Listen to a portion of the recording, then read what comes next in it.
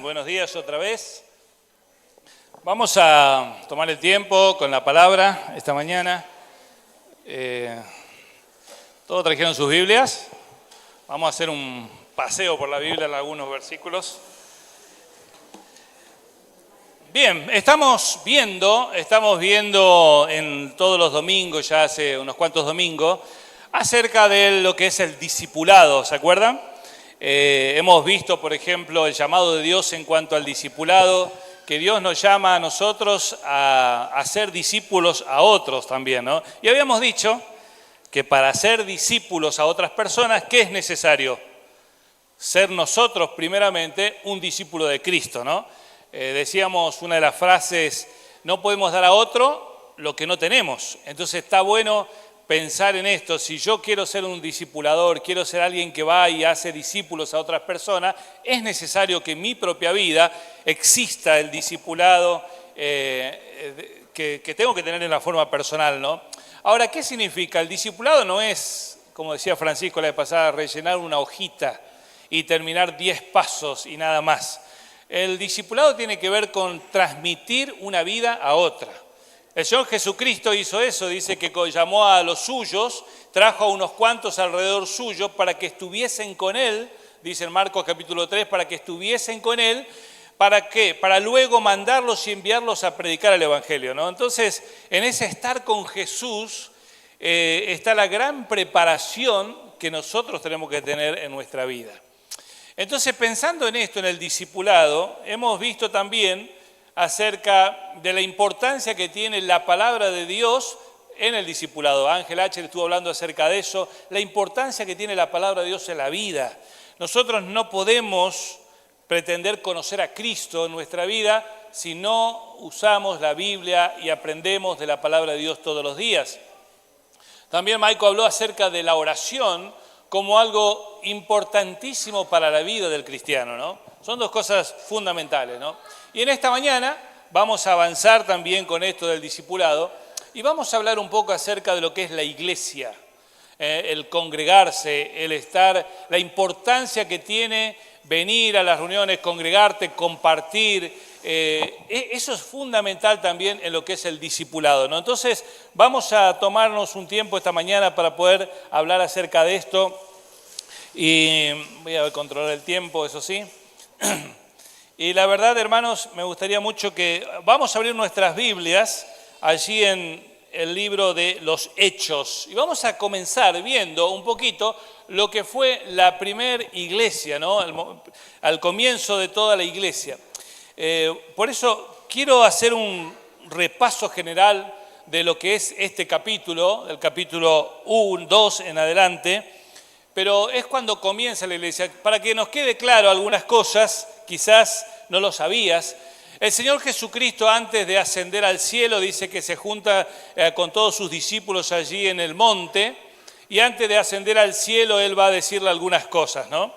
Y luego dice que ascendió al cielo y una de las cosas que Jesús le dijo a todos los discípulos que estaban allí era de que lo esperen por 50 días, que esperen el momento en que el Espíritu Santo de Dios iba a descender sobre los cristianos, ¿no? Y ahí dice que recibiréis poder cuando haya venido sobre vosotros el Espíritu Santo de Dios, dice en el capítulo 1, versículo 8. Y cuando venga el Espíritu Santo de Dios sobre vosotros van a serme testigos de todas las cosas, ¿no? Entonces el Señor Jesucristo les habla a todos los hermanos que estaban allí, a los cristianos de ese momento, que esperen ese momento en que viene el Espíritu Santo de Dios. Y claro, después de 50 días, dice la palabra de Dios, que llegando capítulo 2, versículo 1, dice, cuando llegó el día de Pentecostés estaban todos unánimes juntos, todos los cristianos que estaban allí. Y de repente vino del cielo un estruendo como de un viento recio que soplaba, el cual llenó toda la casa donde estaban sentados, y se le aparecieron lenguas repartidas como de fuego asentándose sobre cada uno de ellos. Y fueron todos llenos del Espíritu Santo y comenzaron a hablar en otras lenguas según el Espíritu les daba que hablasen. Mira, esto es el primer momento cuando la iglesia empezaba su caminar en este mundo. Y acá habla de ese momento especial donde en Pentecostés estaba Jesús ya no estaba, los discípulos estaban reunidos, toda la gente estaba reunida y de repente algo sucedió. Y dice allí que apareció como lenguas de fuego sobre cada uno de ellos y el Espíritu Santo bajando sobre cada uno de los cristianos. Y cada uno de los que estaban allí recibieron el Espíritu Santo. Fue el momento que llegó el Espíritu Santo a su vida y dice que cada uno comenzó a hablar en diferentes lenguas. Ahora es muy interesante que tengamos en cuenta esto. Las lenguas que aparecen acá son lenguas idiomáticas, idiomas diferentes. Cada uno que estaban allí en ese lugar, fíjense, dice allí versículo 5, moraban entonces en Jerusalén judíos, varones piadosos, de todas las naciones bajo el cielo. Y hecho este estruendo se juntó la multitud y estaban confusos porque cada uno les oía hablar en su propia lengua. ¿Te das cuenta de lo que sucedió en este momento? El Espíritu Santo vino sobre cada creyente en ese momento, cumpliéndose así la palabra del Señor. ¿Sabes qué? Allí en Juan capítulo 14, 16, Jesús dijo, es necesario que yo me vaya. Porque si yo no me fuera, el Espíritu Santo no vendría. Entonces es necesario que yo me vaya, dice Jesús, porque cuando yo me vaya, enviaré al Espíritu Santo, el cual estará con vosotros y estará en vosotros. El cumplimiento de la palabra del Señor acá es clave. Jesús dijo, yo me voy y cuando yo me vaya enviaré a otro consolador que estará con vosotros y estará en vosotros para siempre. Entonces, esto que estaba sucediendo acá en Pentecostés es que el Espíritu Santo vino sobre cada uno de aquellos que creyeron en el Señor Jesucristo. Y como dice el verso 5, había muchos judíos allí. Muchas personas, imagínense, estaban en Jerusalén, estaban en el centro, obviamente, de los judíos, en la ciudad central de los judíos. Había muchos judíos en ese lugar. Y estos judíos, que siempre pidieron señales, los judíos siempre pidieron que de alguna manera Dios le confirmara lo que le estaba diciendo, era necesario que ellos vean prácticamente lo que estaba sucediendo. Y la venida del Espíritu Santo allí en ese lugar fue muy notorio porque cada uno empezó a hablar en diferentes lenguas, idiomas diferentes. Alguno que jamás conocía tal vez el inglés, empezó a hablar en inglés. Otro que jamás conocía el español, empezó a hablar en español. Alguno que empezó a hablar en otros idiomas, porque dice la palabra de Dios allí en el verso 7, estaban atónitos y maravillados diciendo, mirad, ¿no son galileos todos estos que hablan? ¿Cómo pues les oímos nosotros hablar cada uno en nuestra lengua en la que hemos nacido? Partos, medos, elamitas, los que habitaban en Mesopotamia, en Judea, en Capadocia de Ponto, en Asia, en Frigia, Panfilia, en Egipto y en las regiones de África, más allá de Cirene, romanos aquí residentes, tanto judíos como prosélitos.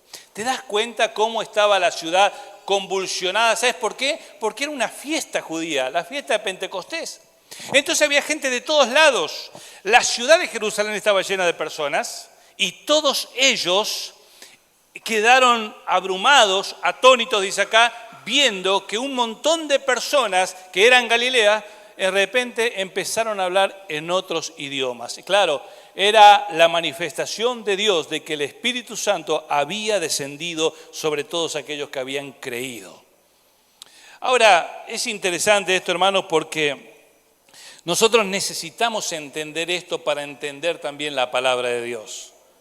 Necesitamos entender cuál era la situación que estaba viviendo esto. Dice allí el versículo 12, estaban todos atónitos y perplejos, diciendo unos a otros, ¿qué significa esto?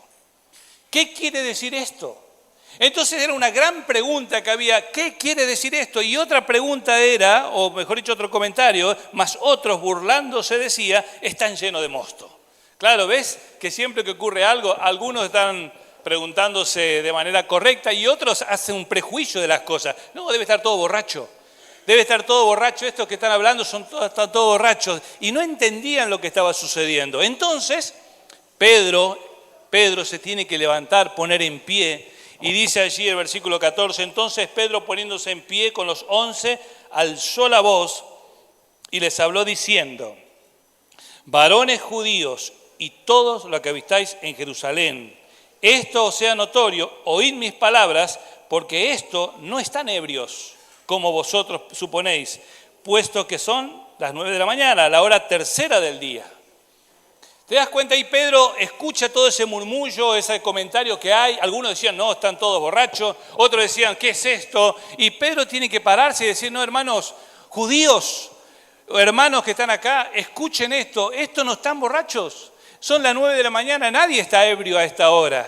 Entonces no está pasando esto. Y le voy a explicar. Y entonces Pedro comienza el gran mensaje de evangelismo que encontramos acá en esta porción de la palabra.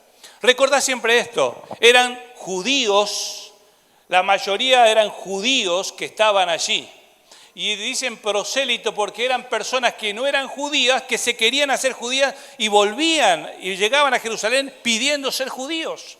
Entonces eran personas que conocían la ley de Dios, conocían lo que la palabra de Dios decía, conocían las profecías de Dios.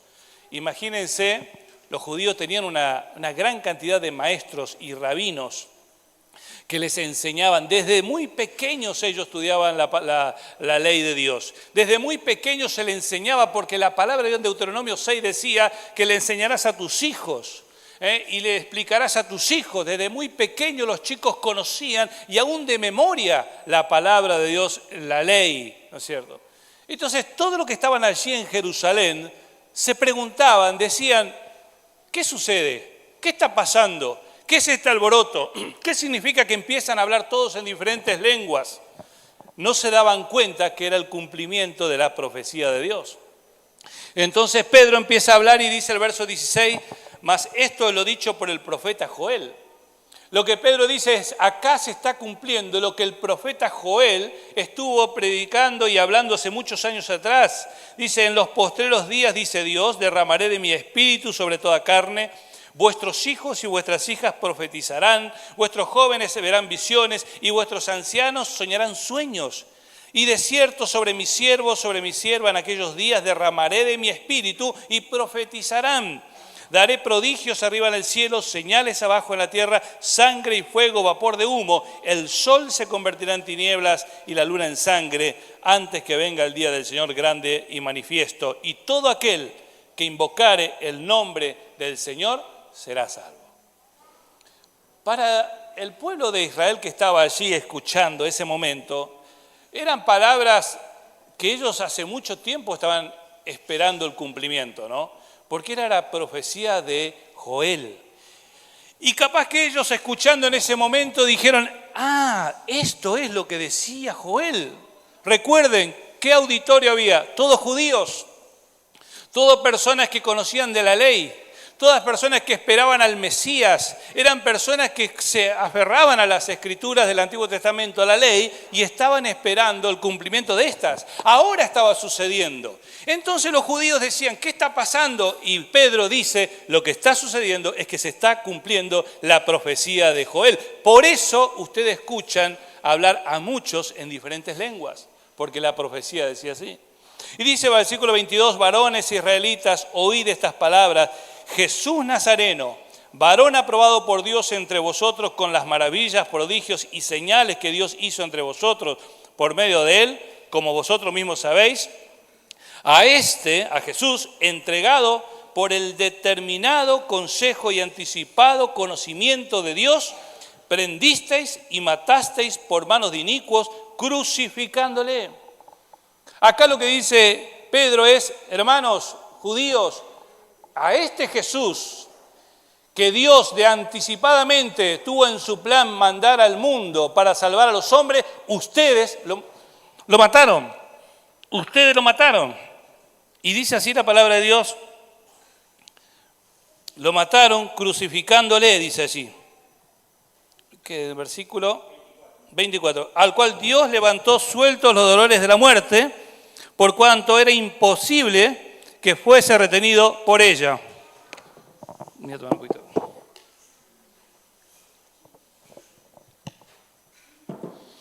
fuese imposible retenido por ella. Dice así también, miren, lo que estaba diciendo acá el apóstol Pedro era que Jesús estaba cumpliendo aquellas profecías que Dios había establecido. Mire, dice el verso 25, porque David dice de él, veía al Señor siempre delante de mí, porque está a mi diestra, no seré conmovido, por lo cual mi corazón se alegró y se gozó mi lengua, y aún mi carne descansará en esperanza, porque no dejarás mi alma en el Hades, ni permitirás que tu santo vea corrupción. ¿Quién puede leer desde el verso 28 en adelante? 28 en adelante.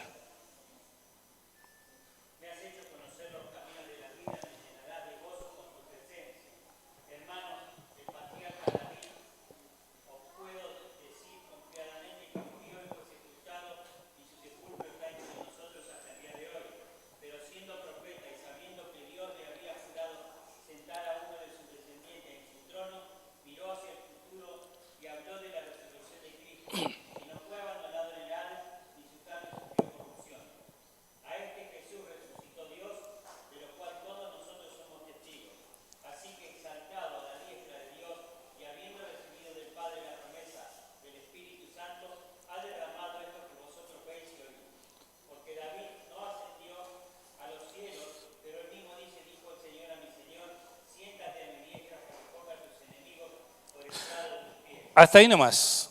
¿Se dan cuenta, hermanos? Acá el apóstol está tomando la palabra de Dios y tomando la profecía bíblica y aún lo pone a David allí. Pero lo que está diciendo es que a este Jesús ustedes lo mataron. Ustedes los entregaron, pero ya Dios tenía el plan hecho, ¿no? Ahora dice el versículo 36, sepa pues ciertísimamente toda la casa de Israel que a este Jesús, a quien vosotros crucificasteis, Dios le ha hecho Señor y Cristo. Mira, esto es algo interesante, ¿no? Para un judío llamar Señor a alguien, el concepto es Adonai. La palabra que usted utiliza para Señor es Adonai. ¿Quién podría decirle a otra persona Señor o Adonai si Adonai se refería solamente a Dios? Fíjate, la palabra Jehová en el hebreo no tiene consonantes, no tiene vocales, son solo consonantes.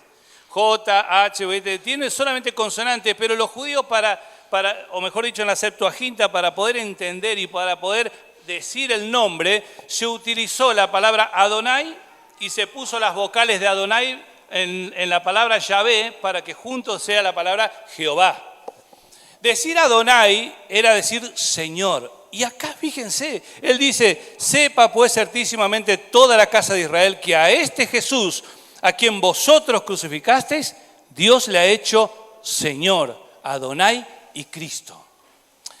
Para el judío que estaba escuchando esto, era realmente un golpe tremendo, porque estaban diciendo, ¿matamos a quién?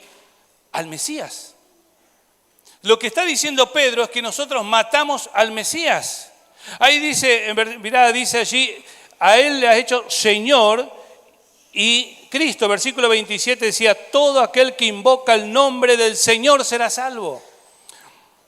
Viste que a veces tomamos nosotros un versículo allí en Romanos capítulo 9, 10 y dice, el que invocare el nombre del Señor será salvo. ¿Te preguntaste alguna vez qué significa eso? Porque a veces nosotros leemos la Biblia y no entendemos por qué dice esto, y que invocar el nombre del Señor será salvo. Romanos capítulo 9, 10 y 11 está hablando específicamente a judíos. La carta y esos 3 capítulos está dirigido específicamente a los judíos.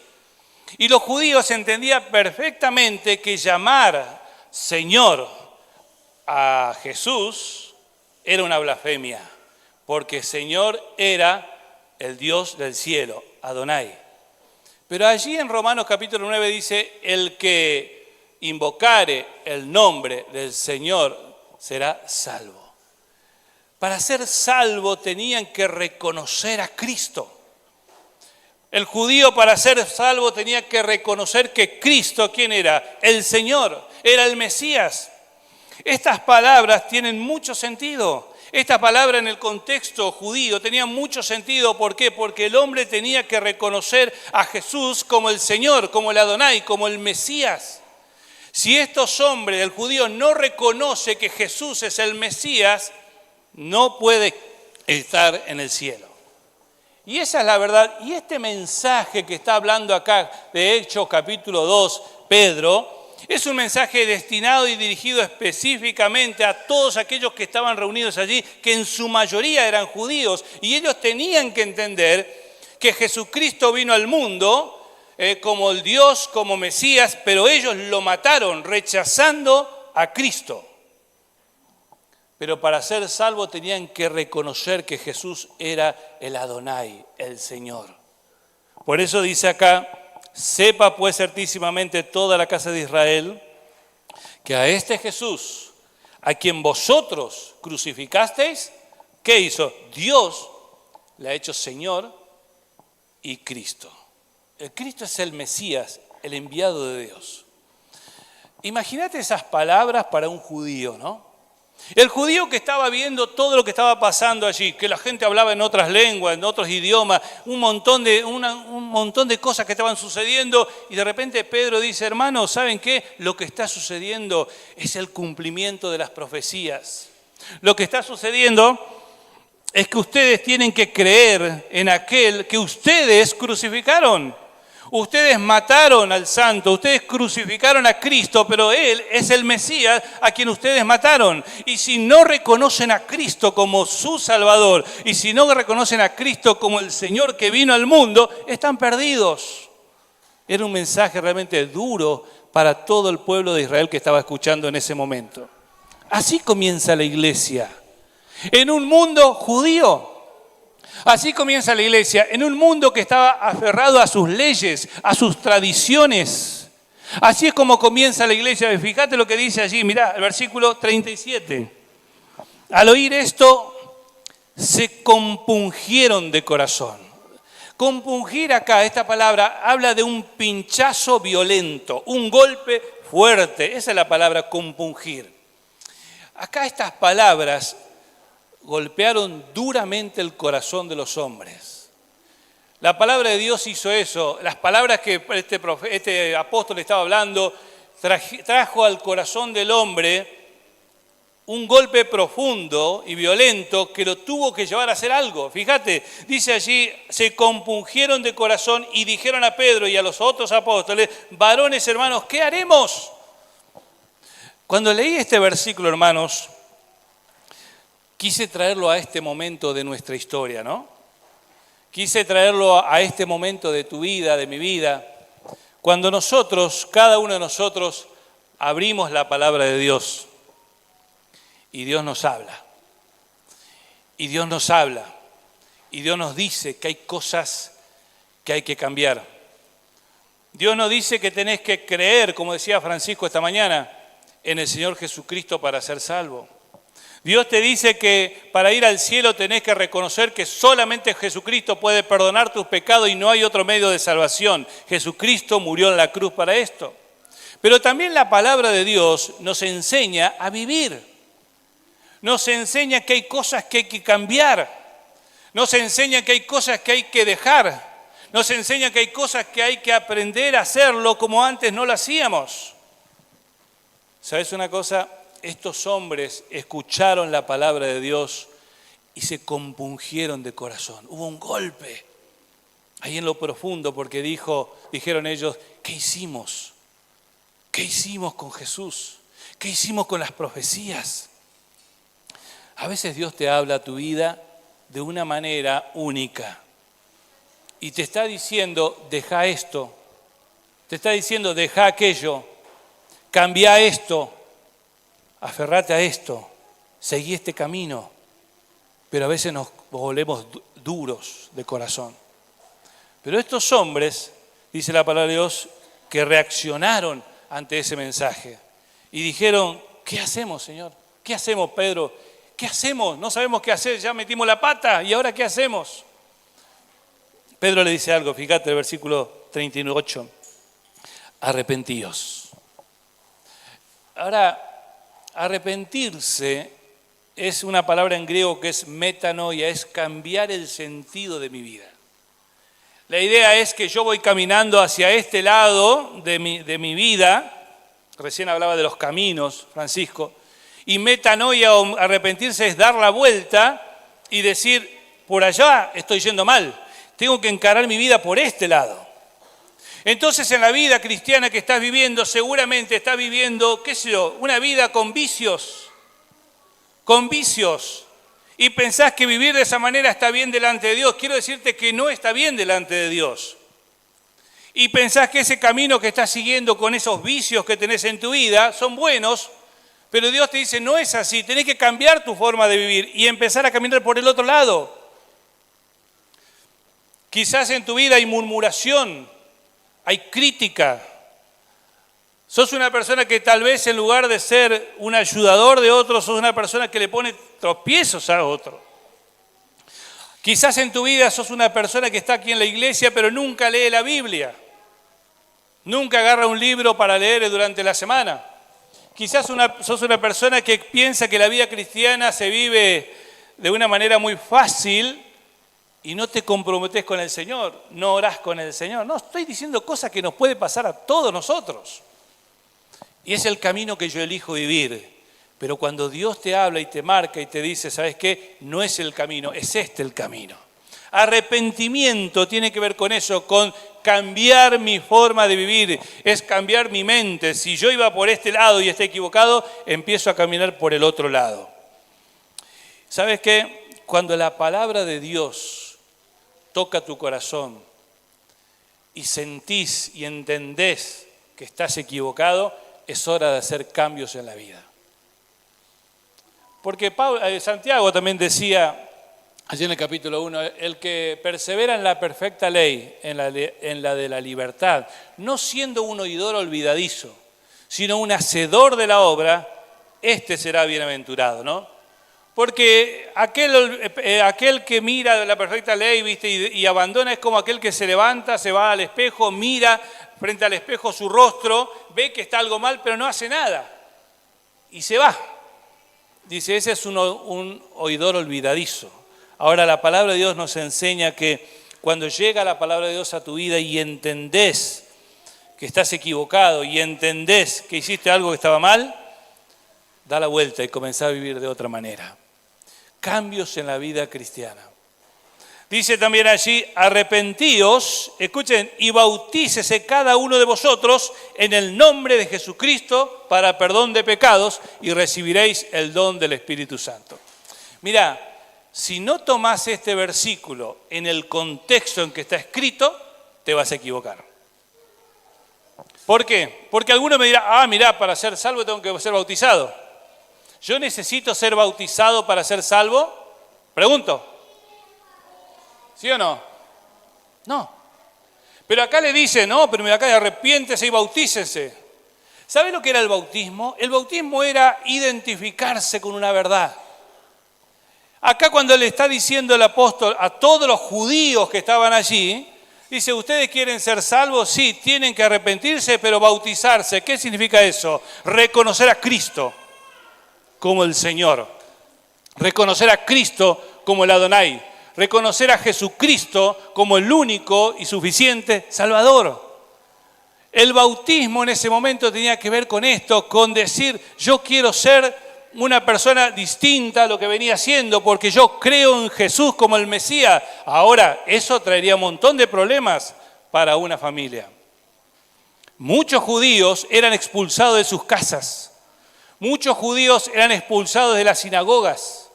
Muchos judíos, por decir que seguían a Jesús, su familia lo echaban. Nosotros, junto con Francisco, conocimos a un hombre, ¿te acordás? Mahmoud. Era un hombre que nació en Belén, era judío, pero practicaba la religión musulmana. Y de repente, estando en Buenos Aires, él conoce a Jesús como su Salvador personal. Y ese joven, 40 y pico de años, fue algo impresionante lo que pasó en su vida. Pero él, estando en Buenos Aires, fue compañero nuestro. Él nos enseñó a nosotros a arrodillarnos delante de Dios. Era un hombre que tenía temor de Dios. Cuando él fue a su casa, volvió otra vez, está en Gaza, creo yo en este momento, él nos cuenta tantas cosas que vivió y experiencias que tuvo, pero una de las cosas que le sucedió es que él fue a su familia y su familia los expulsó de la casa.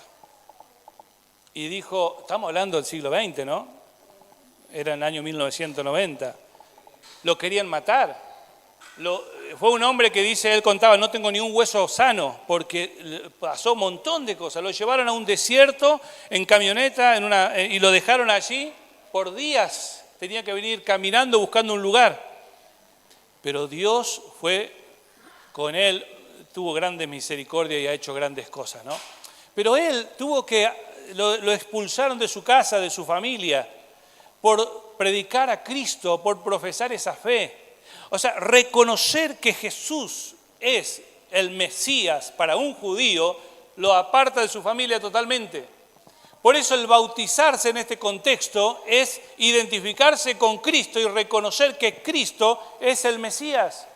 Entonces acá le dice, arrepiéntanse, bautícense en el nombre de Jesucristo. En el nombre de Jesucristo, ¿te das cuenta? Era algo difícil para ellos. Mirá, voy adelante un poquito, dice allí versículo 41, así que los que recibieron su palabra fueron bautizados. ¿Por qué? Porque creyeron. Recibieron la palabra, creyeron en ese mensaje que estaba predicando Pedro y fueron bautizados y se añadieron aquel día como 3.000 personas. ¿Te das cuenta? Muchísima gente en ese momento creyó a Cristo por el mensaje de salvación que estaba dando el apóstol Pedro. Hermanos, quizás haya entre nosotros hoy alguna persona que escuchó muchas veces el mensaje, pero nunca tomó la decisión de creer en Cristo Jesús. Creer en Cristo Jesús no solamente te da la salvación, sino que te hace una nueva persona y te cambia la vida. ¿Escuchaste? Te cambia la vida. Y dice después la palabra, por sus frutos lo conoceréis. Porque ese cambio de vida genera algo nuevo en nosotros que antes no teníamos a Cristo y ahora sí tenemos. Antes no teníamos paz con Dios, ahora sí tenemos. Antes no estábamos lejos de Dios y ahora estamos cerca de Dios. Antes estábamos condenados, pero ahora tenemos libertad por medio de Jesucristo. Antes el pecado nos controlaba, ahora por medio del Espíritu Santo de Dios podemos ser libres de ese pecado. Dice Pablo allí en Romanos que ya no estamos más sujetos a la esclavitud del pecado. Si tenés a Cristo en tu vida, las cosas cambian. Tu mirada de Cristo tiene que cambiar. Tu mirada de la palabra de Dios tiene que cambiar. Tu mirada acerca de la vida cristiana tiene que cambiar.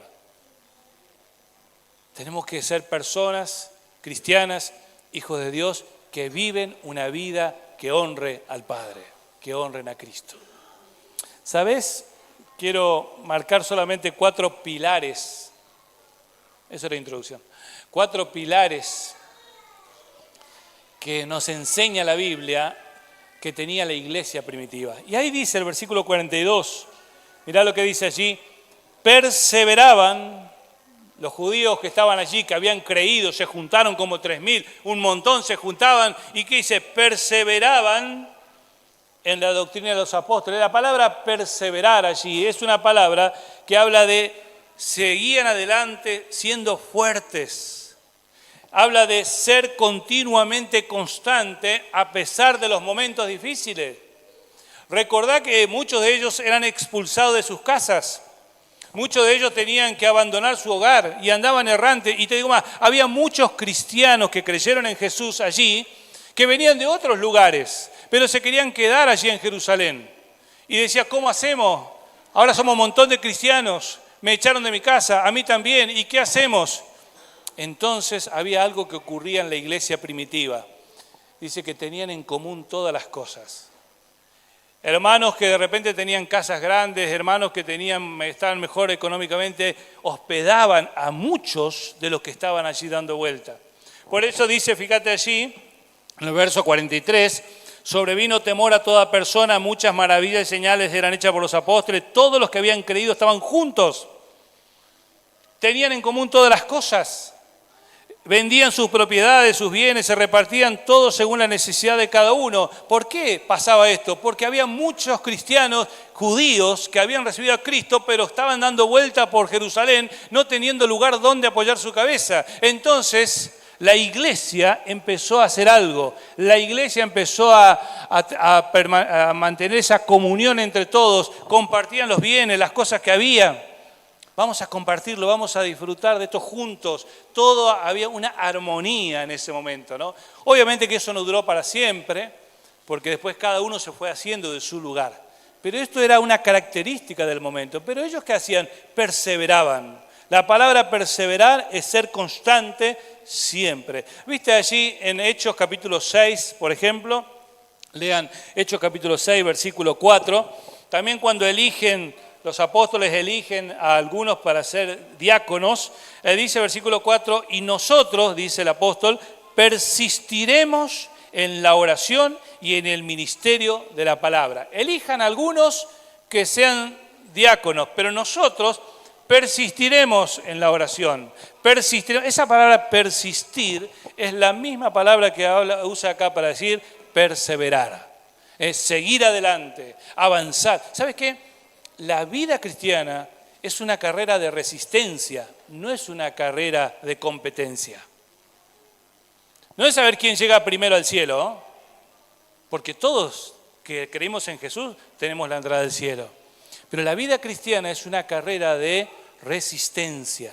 Allí en Hebreos capítulo 12, cuando habla de que corramos con paciencia la carrera que tenemos por delante, habla de esa paciencia y habla de esa resistencia que tenemos que tener en la vida cristiana. Porque vamos a tener muchas aflicciones.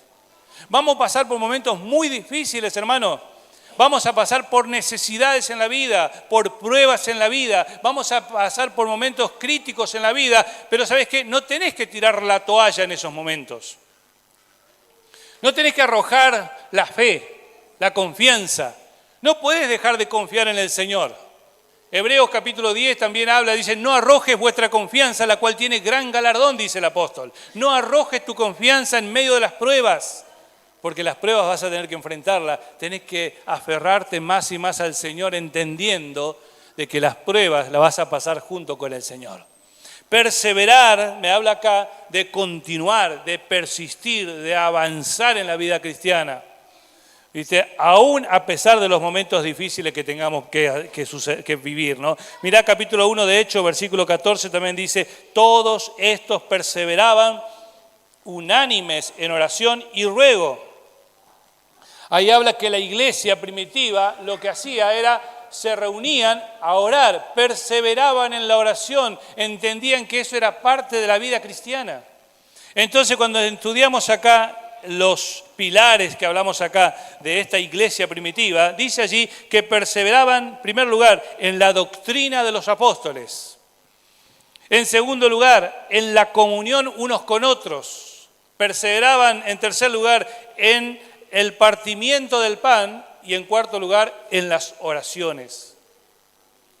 Ellos persistían a pesar de las circunstancias que estamos viviendo.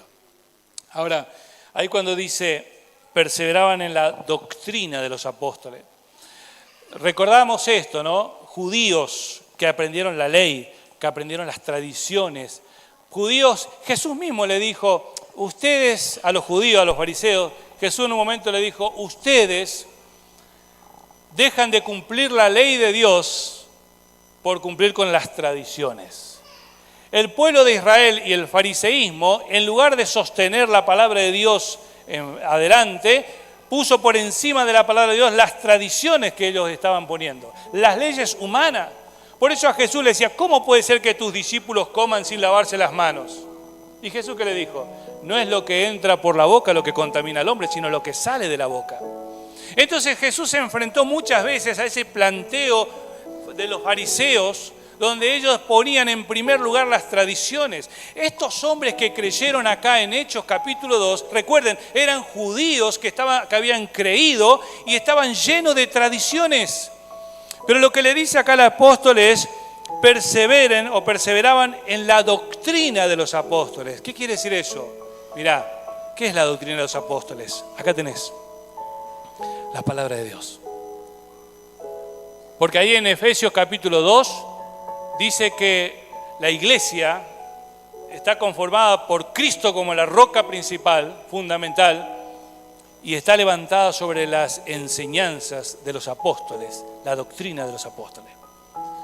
Cuando pienso en las doctrinas de los apóstoles es aquello que Jesús les dio a ellos para que nos transmitieran a nosotros. Y estos apóstoles pusieron la base del cristianismo, la base de la iglesia, está escrita en este libro. Entonces, seguir la doctrina de los apóstoles es seguir la palabra de Dios.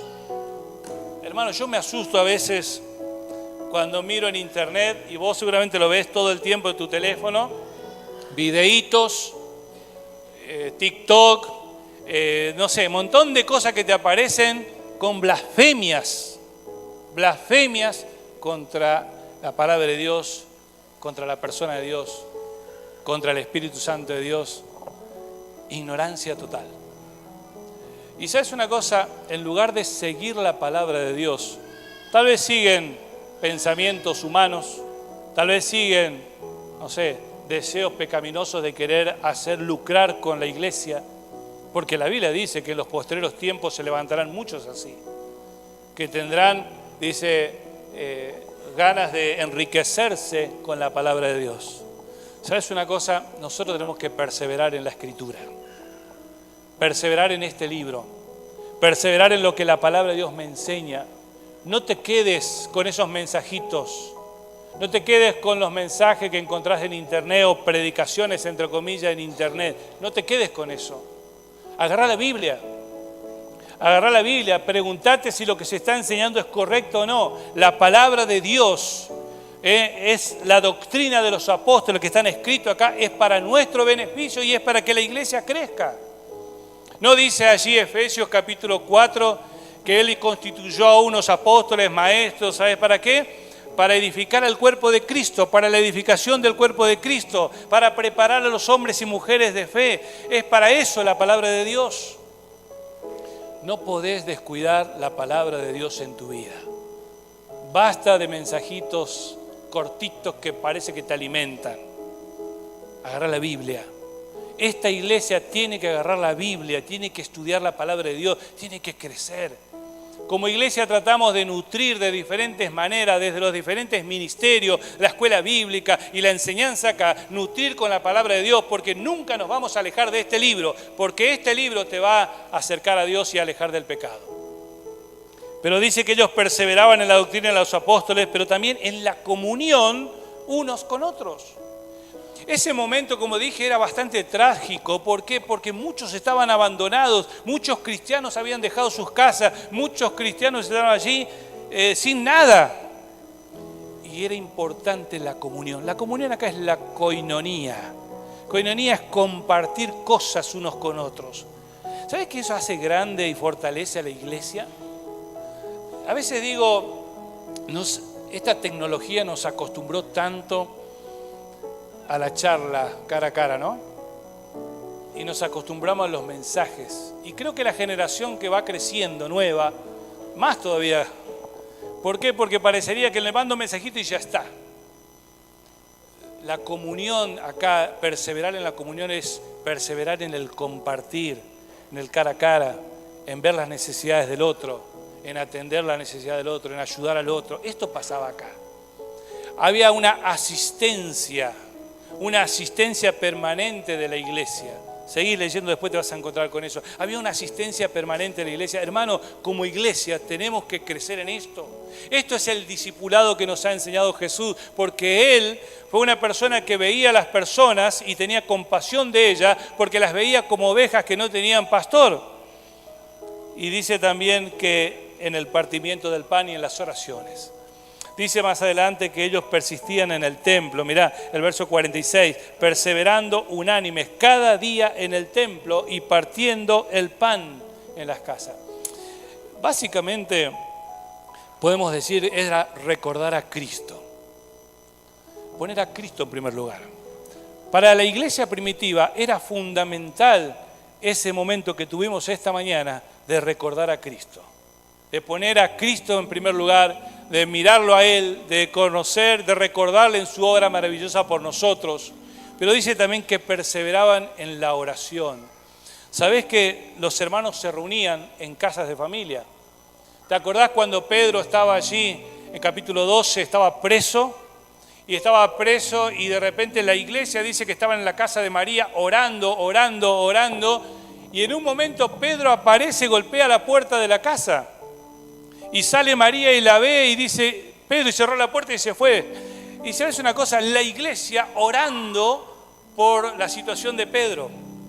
Y te vas a encontrar en todo el libro de los Hechos muchos momentos donde la iglesia se juntaba a orar. Por eso se insiste mucho en la venir a la reunión de oración de los días miércoles, porque es necesario que como iglesia también intercedamos unos por otros. Pero hacer un hábito de nuestra vida el interceder por los demás, estar juntos para orar en comunión. Esto eran actitudes, pilares de la iglesia primitiva. Pregunto, ¿pensás que hoy eso no funciona? ¿Crees que esta misma actitud que ellos tenían hoy no funcionaría? Mirá que dice allí el verso 47, alabando a Dios, teniendo favor con todo el pueblo. ¿Y qué pasaba? El Señor añadía cada día a la iglesia los que habían de ser salvos. ¿Sabés que esa actitud de esta iglesia nueva, sana, que buscaba a Dios, que buscaba la palabra de Dios, que compartían todas las cosas, que tenían comunión unos con otros, que oraban, era una actitud saludable y amorosa? Eso va a permitir que los discípulos de Cristo puedan crecer, pero también que otros vean el cambio en nuestra vida y también deseen conocer a Cristo. Es un testimonio para el mundo de lo que Cristo hace en nuestra vida. Así que, hermanos, una iglesia saludable atrae a otras personas a Cristo. Y esto sucede acá. Es la obra de Dios y no nuestra. Pero Dios hace que más personas vengan a los pies de Cristo. Yo creo que es un gran desafío para cada uno. Una exhortación de Dios para cada uno de nosotros. Pero ojalá que las palabras de Dios logren ese impacto que logró en todos estos hombres que fueron golpeados interiormente por la palabra de Dios para hacer cambios en su vida. Ojalá que esto suceda también en nosotros. Oramos. Señor, gracias. Gracias por este día y gracias por tu palabra. Gracias por el ejemplo, Señor, que encontramos en la primera iglesia, allí el comienzo de todo. Hombres y mujeres que creyeron en Jesús y tuvieron que dejar sus casas, tuvieron que ser perseguidos. Entendían perfectamente lo que significaba creer en Cristo. Señor, ayúdanos a nosotros también a darnos cuenta lo importante que es sacrificarnos también nosotros por el Señor. Gracias te damos a ti por este tiempo. Pedimos que tú nos hables y nos sigas hablando en el nombre de Jesús. Amén.